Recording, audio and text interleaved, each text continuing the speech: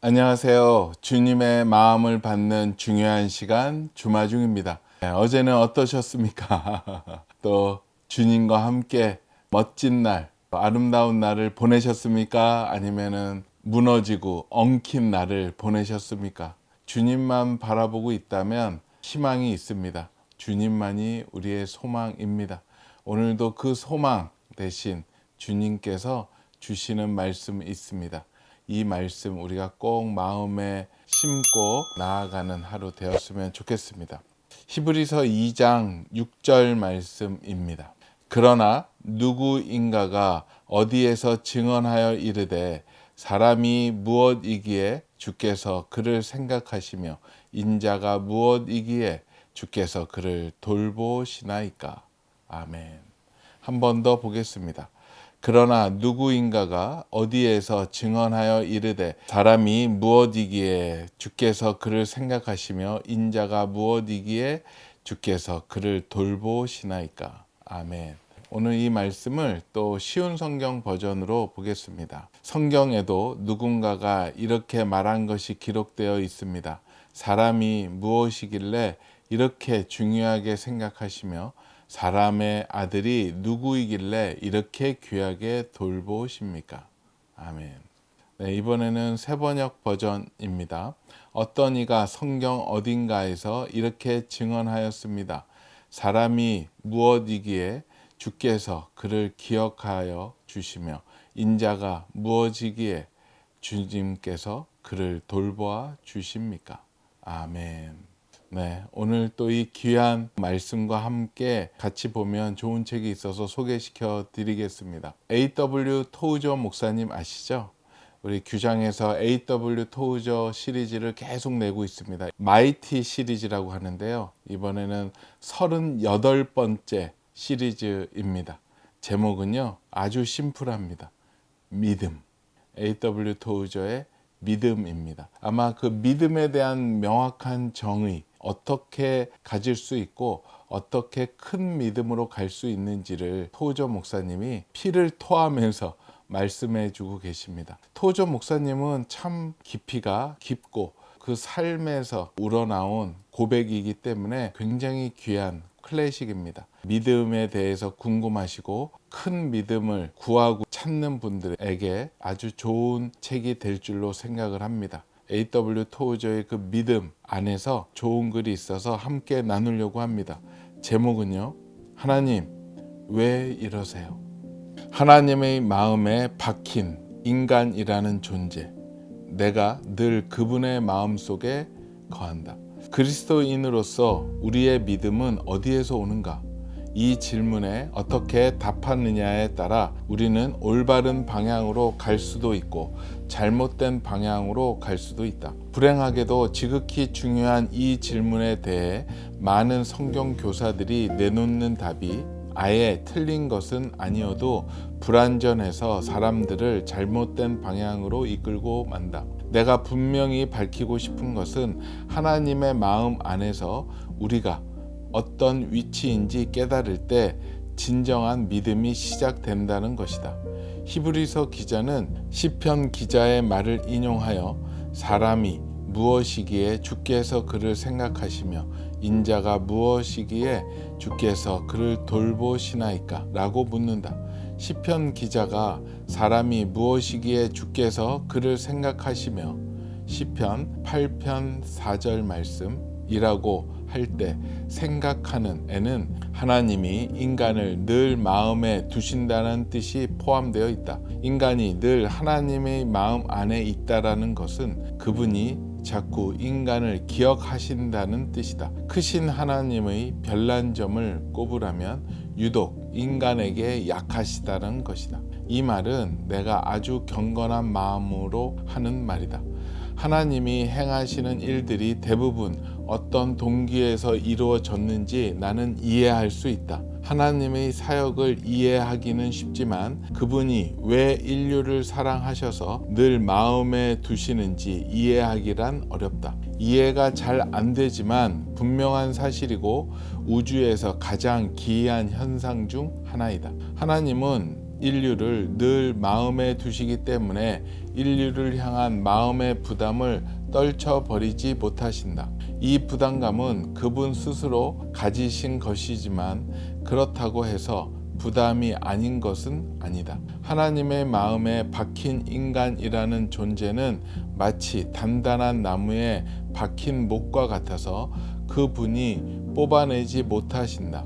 하나님께서 이 부담감에서 벗어나길 원하시는지 아닌지는 모르지만 그분의 본질이 그렇게 할 수 없다는 것은 분명하다. 하나님은 인류를 향한 사랑 때문에 힘들어 하신다. 그분은 기쁨도 주고 슬픔도 주는 사랑의 그물에 걸려 있으시다. 말하자면 인류를 향한 하나님의 큰 사랑이 그분을 꼼짝 못하게 한다. 이것이 내가 믿는 것이고 나는 내 믿음이 옳다고 생각한다. 나는 이 믿음에 따라 살고 설교하고 기도한다. 하나님이 인간에게 마음을 쓰신다. 이것이 인간에 대해 분명히 할 수 있는 말이다. 하나님의 사랑은 본질적으로 끝날 수가 없다. 하나님은 그분의 큰 사랑의 그물에 걸려 계시다. 인간은 그분을 배반하고 죄에 빠져 경솔하고 악하지만 그래도 하나님의 마음속에 늘 자리를 차지하고 있다. 인간은 하나님의 형상이자 자랑이다. 동시에 그분이 책임지셔야 할 존재이고 그분의 문제이다. 인간이 그런 존재이지만 하나님은 인간에 대한 생각을 도무지 떨쳐버릴 수 없으시다. 하나님은 주무시지 않는다. 만일 주무시는 게 가능하더라도 실제로 그렇게 하실 수 없다. 인간의 반역과 인간에 대한 그분의 사랑과 자랑이 늘 그분 마음에서 떠나지 않기 때문이다. 인간이 죄를 지으면 하나님의 마음을 아프시게 하는 것이다. 그러나 죄에서 돌이켜 하나님께 돌아가면 그분은 만족해 하신다. 모든 인간은 둘 중 하나이다. 하나님께 아픔을 드리거나 만족을 드린다. 당신이 그리스도를 거부하면 하나님이 아파하시고 그리스도를 받아들이면 기뻐하신다. 하나님께서 당신을 찾으셨을 때 기쁨과 만족을 얻으시지만 당신이 아직 그분을 찾지 못했다면 슬퍼하신다. 인간이 하나님의 마음속에 꽉 박혀 있는 것을 기억하라. 인간은 영원히 그분의 마음속에 있다. 하나님은 그런 인간을 떨쳐버릴 수 없으시다. 우리가 거기에 있다. 인류가 거기에 있다. 그분께 아픔을 드리든 기쁨을 드리든 간에 우리는 거기에 있다. 하나님을 믿는 내 신앙은 늘 그분의 마음속에 있다는 것을 아는 지식 위에 세워져 있다. 이 지식이 내 신앙의 출발점이다. 이 출발점에서 내가 그분의 생각을 차지하는 위치를 이해하게 된다. 그분이 나에 대해 어떻게 생각하는지 이해할 때 내 믿음의 여정을 시작할 수 있다. 나에게 가장 좋은 것을 주고 싶어 하는 마음을 지극히 오래 품어온 분이라면 얼마든지 믿고 의지할 수 있다. 아멘. 오늘 썸네일 하나님 왜 이러세요? 감사, 감동의 표현이 될 수 있겠죠. 왜 이렇게까지 저를 봐주시는 거죠? 도저히 이해가 안 될 때가 너무 많습니다. 주님을 배신하고 모른 척하고 주님의 반대적인 행동을 한 적들이 너무 많기 때문에 도대체 이 죄를 또 용서해 주실까라는 의문점을 가질 정도로 많은 죄를 주님 앞에 짓지만 주님은 끝없이 우리를 용서해 주시고 버선발로 나와 주셔서 우리를 맞이해 주시는 그런 하나님이심을 다시 한번 알 수 있습니다. 오늘 그래서 저는 참 이 글이 마음에 와 닿아요. 그 크신 하나님의 별난 점을 꼽으라면 유독 인간에게 약하시다는 것이다. 완전하신 하나님이지만 아킬레스건을 찾는다면 가장 약한 영역이 인간에 대한 사랑이 아닌가. 다른 것들은 명확하게 하시는데 우리 인간은 또 죄짓고 오면은 용서해 주시고 주님을 배신하고 세상에 갔다가 돌아오면 용서해 주시는 하나님의 측량할 수 없는 사랑, 그 크신 사랑을 꼭 알아야 된다는 것. 저도 그 큰 사랑을 예전엔 도저히 이해할 수 없었고 나 같으면 가만 안 놔둔다라는 생각을 가졌지만 저도 아버지가 된 이후로는 조금씩 그 마음들을 이해하기 시작을 해 갔던 것 같아요. 저의 유전자를, 저의 DNA를 타고난 자녀들이 생기고 그 자녀들을 바라볼 때 하나님의 마음을 조금이나마 이해하기 시작을 해 갔던 것 같아요. 그리고 그 자녀를 끊임없이 용서하면서 그들 앞에서는 항상 약자가 되고 을이 되는, 그것이 아비의 마음이 아닌가 생각이 듭니다. 오늘 읽었던 히브리서 2장 6절을 우리가 묵상을 한번 해보자면 시편 8편에 있는 말씀을 인용한 말씀이죠. 다윗은 밤하늘의 별을 보며 인간의 존재를 묵상을 했습니다. 이토록 광대하고 위대한 우주 앞에서 인간은 먼지 같은 존재인데 어떻게 하나님이 이런 인간들, 나를 그렇게 생각하면서 사실 수가 있을까? 이거는 말도 안 되는 이야기다라고 생각을 합니다. 하지만 그 끝에는 감사가 있다라는 것. 오늘 토저 목사님이 표현을 했지만 하나님 마음 안에 우리가 하나하나 다 박혀 있습니다. 하나님은 그걸 안 뽑으세요. 목과 같은 존재들이지만 주님은 그것을 다 받아주시고 그것을 이해해 주시고 사랑해 주시는 그 하나님의 사랑. 저도 순간순간마다 이 고백을 하는 것 같아요. 야, 사랑받을 수 없는 존재인데 어떻게 그렇게 하나님이 우리를 사랑하시는지. A.W. 토저 목사님의 책을 보면은요, 저희가 38권까지 이번에 냈지만 모든 주제는 하나로 관통이 됩니다. 하나님의 사랑이에요. 이번 책에서는 믿음을 주제로 하나님의 사랑을 풀어가고 계시더라고요. 하나님이 우리를 얼마나 세심하게 사랑하시는지, 얼마나 디테일하게 사랑하시는지 성경 말씀 보면 감동이 됩니다. 마태복음 10장 29절 30절 말씀입니다. 참새 2마리가 한 아사리온에 팔리지 않느냐. 그러나 너희 아버지께서 허락하지 아니하시면 그 하나도 땅에 떨어지지 아니하리라. 너희에게는 머리털까지 다 세신 바 되었나니. 아멘. 하나님은 이처럼 디테일하십니다. 우리의 머리털 하나까지도 다 세신 바 되시는 그 하나님, 무엇이라고 표현할 수 있겠습니까? 그 사랑을 받는 존재, 우리입니다. 저도 그 하나님의 사랑을 예전에는 참 잘 이해를 못했는데 하나님이 자녀를 주시고 그 자녀들을 양육하면서 그 하나님의 사랑을 정말로 조금이나마 이해하게 되었던 것 같아요. 저도 자녀를 낳고 봤더니 일하는 스타일이 많이 틀려지더라고요. 아빠로서의 책임감, 부담감, 자녀를 잘 먹이고 교육시키고 잘 키워야 된다라는 부담감이 다가오더라고요.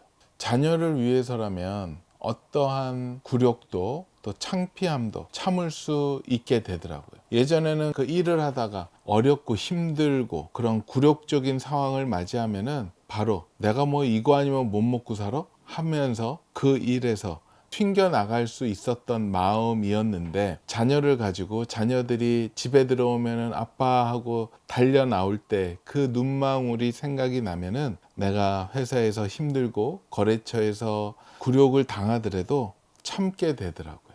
우리 이 영상을 보시는 우리 자녀가 되는 분들, 또 아내 되는 분들, 남자들 참 불쌍합니다. 저도 바깥에서 사회생활 하지만 참 쉽지 않습니다. 위에서 치고 아래에서도 치고 여러 가지 거래처에서 당하고 어려운 일들, 굴욕적인 일들 많이 겪습니다. 아마 그런 굴욕들이 만약에 자기 혼자였다면 바로 그것을 거부하고 싸우든가 또 상대방한테 돌려주려고 하겠지만 자녀를 키우는 사람으로서 굴욕, 어려움, 힘듦, 창피함을 다 받아내는 가장들이 굉장히 많습니다. 여러분들의 많은 위로와 격려가 필요한 가장들이 정말로 많은 것 같아요. 저는 그런 경험을 하면서 하나님이 나 때문에 지금도 굴욕 당하고 계시고 창피 당하고 계시는 거 아닌가라는 생각이 들 때가 많습니다. 하나님은 물론 완전하신 분이죠. 누가 하나님을 그렇게 하겠습니까? 저는 하나님이 굴욕당한다, 창피당한다라는 것은 하나님의 마음을 힘들게 하고 아프게 하는 행동이 아닌가 생각이 들어요. 모든 것을 주관하시는 하나님이시지만 우리에게 자유의지를 주셨고 우리가 아버지 하나님을 좋아하고 사랑하고 기뻐하기를 원하셨던 것 같아요. 하지만 우리는 그렇게 하지 못했고 끊임없이 주님의 마음을 힘들게 했고 약속을 거역했고 잊어버리고 모르는 척하면서 주님의 마음을 너무 많이 힘들게 하는 건 아닌가 생각을 해보게 되었습니다. 매번 주님 앞에 약속하잖아요. 주님, 매일 아침 이 시간에 주님을 만나 뵈러 오겠습니다. 기도의 시간, 말씀의 시간을 정하지만 처음엔 좀 잘하다가도 내 안에 급한 일이 생기고 다른 우선순위가 생겨버리면 그것을 헌신짝처럼 버려버리고 개인에 관련된 일들에 더 집중하는 나의 모습들, 주님은 마음 아파하시는 것 같아요. 그리고 주님 앞에서 하지 않겠다라고 약속했었던 그 죄의 모습들을 끊임없이 반복을 합니다. 누구를 미워하지 않겠다라고 약속을 했지만 또 어느 순간 미워하게 되고 우리 상대방을 용서한다라고 했지만 용서하지 못하고 끊임없이 저주하고 미워하는 나의 모습들. 얼마 전에도 그랬었던 것 같아요. 주님 앞에 꼭 약속했었던 약속이 있었는데 그 약속을 지키지 못하더라고요. 참 부끄러운 고백인데 주님 앞에서 많이 짓는 죄 중에 하나가 누구를 판단하고 정죄하는 거예요. 그걸 안 하려고 하는데 자꾸만 눈에 들어와요. 마음에 들어와요. 어떠한 이야기를 들으면서 그분을 불쌍하게 생각하고 안타깝게 생각하면서 기도를 해줘야 되는데 벌써 저 안에서 난도질을 하면서 정죄를 하고 미워하게 되는 저의 모습이 불현듯 막 올라오더라고요. 참 그것을 딱 깨달은 순간 너무나도 죄송하더라고요. 저도 죄송해서 죽겠지만 주님이 얼마나 마음이 힘드셨고 아프셨고 안타까워 하셨을까라는 생각에 죄송했었습니다. 그럴 때마다 눈을 감고 주님 앞에 가면 항상 주님이 저한테 주시는 말씀들이 있는 것 같아요. 친구야, 이제 그러지 마. 그렇게 안 했으면 좋겠어. 라는 듯한 마음이 이렇게 저한테 다가옵니다. 어찌 보면 너 왜 이렇게 했어? 너 정말 이럴 거야? 하고 혼을 낸다든가 추궁을 한다든가 이제 넌 도저히 안 되겠다. 추방이야. 뭐 이렇게 하시는 게 아니고요. 항상 언제든지 그 안타까운 뉘앙스, 안타까운 마음에서 왜 그러니? 그러지 마. 주님의 그 마음이 느껴지는 것 같아요. 참 하나님은 우리에게 참 약자이신 것 같아요. 얼마든지 우리를 치리하고 혼을 낼 수 있고 무너뜨릴 수 있으시지만 끝까지 기다리시고 우리가 돌아오면 용서해 주시고 안아주시고 품어주시고 또 격려해 주시는 주님의 사랑 잊지 않았으면 좋겠습니다. 우리 주마중 식구들은 어떠세요? 하나님 마음을 기쁘게 하고 계세요? 아니면은 좀 힘들고 어렵고 아프게 하고 계십니까? 주님의 그 사랑을 그리고 그 엄청난 사랑을 누리고 계세요? 하나님은 계속 우리만 생각을 하는데 우리는 얼마나 하나님을 생각하고 계세요? 한번 뒤돌아 보았으면 좋겠습니다. 그리고 하나님이 싫어하고 하나님이 안타까워하는 그 죄가 있다면 그곳에서 빨리 도망쳤으면 좋겠습니다. 그것으로 인해서 물론 우리도 망가지지만 하나님도 너무 마음 아파하신다는 것 우리가 꼭 알았으면 좋을 것 같습니다. 본문 중에서 좋은 글이 있어서 한 번 더 나누겠습니다. 하나님을 믿는 내 신앙은 내가 늘 그분의 마음속에 있다라는 것을 아는 지식 위에 세워져 있다. 이 지식이 내 신앙의 출발점이다. 이 출발점에서 내가 그분의 생각을 차지하는 위치를 이해하게 된다. 그분이 나에 대해 어떻게 생각하시는지 이해할 때 내 믿음의 여정을 시작할 수 있다. 나에게 가장 좋은 것을 주고 싶어 하는 마음을 지극히 오래 품어온 분이라면 얼마든지 믿고 의지할 수 있다. 아멘. 네, 말씀 한 번 더 보겠습니다. 그러나 누구인가가 어디에서 증언하여 이르되 사람이 무엇이기에 주께서 그를 생각하시며 인자가 무엇이기에 주께서 그를 돌보시나이까. 아멘. 같이 기도하겠습니다. 주님 감사합니다. 주님 왜 이렇게 저희를 봐주고 계시죠? 끊임없이 용서해 주시고 기다려 주시는지 그 사랑, 그 끝없는 사랑, 그 디테일한 사랑, 그 이해할 수 없는 사랑을 받는 저희이기에 주님 앞에 감사함으로 기뻐함으로 나아가기 원합니다. 주님의 그 사랑을 우리가 다시 한번 만끽하며 느끼며 그 사랑에 부끄럽지 않는 하나님의 백성들 되게 허락하여 주시옵소서. 감사하오며 거룩하신 예수 그리스도 이름으로 기도합니다. 아멘. 그래요. 주님의 사랑, 하나님의 마음에 우리 주마중 식구들 다 박혀져 있습니다.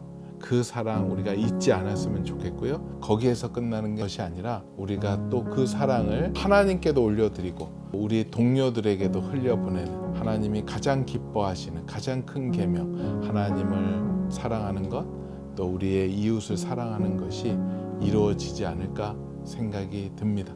너무나도 귀한 하나님의 사랑을 받고 있는 우리 주마중 식구들, 오늘도 그 사랑 안에서 기뻐하며 감사하며 뛰어나가는 그런 하루 되었으면 좋겠습니다. 오늘도 블레싱.